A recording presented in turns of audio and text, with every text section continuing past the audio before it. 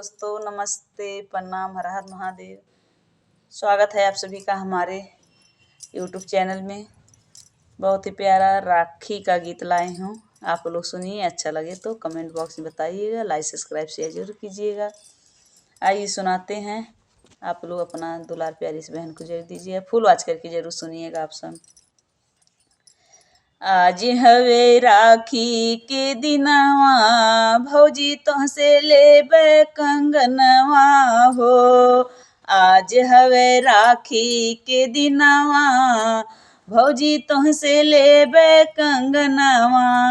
लेबे कंगनवा भौजी लेबे कंगनवा, भैया के बान्हबे रखिया हो। भौजी तुहसे लेबे कंगनवा, भैया के बान्हबे रखिया हो। भौजी तुहसे लेबे कंगनवा। कंगना हमार ननदो बड़ा लाजवाब बा, कंगना हमार ननदो बड़ा लाजवाब बा।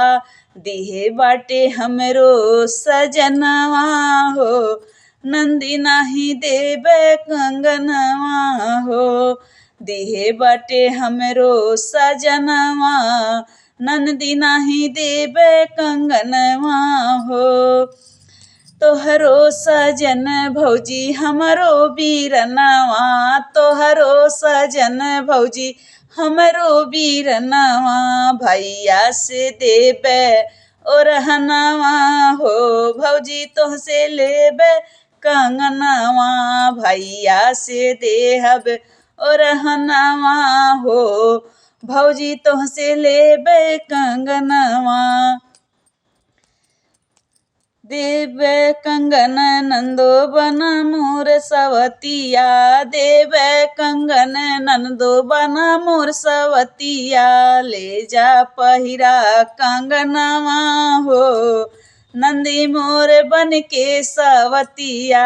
देबे कंगन नंदो बना मोर सवतिया, बना मोर सवतिया हो, बना मोर सवतिया।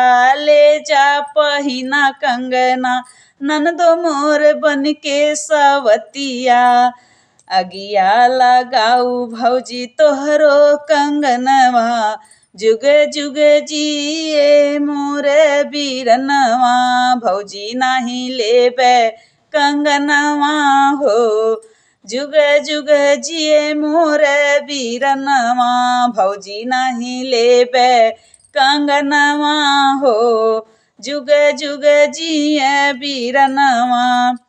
तोह का हम देबे ननदो हाथे के कंगनवा, तोह का हम देबे ननदो हाथे के कंगनवा। जुग जुग आशीष बीरनवा हो, नंदी हम तोहके देहब कंगनवा हो। जुग जुग आशीष बीरनवा, नंदी तोह हमें देबे कंगनवा हो।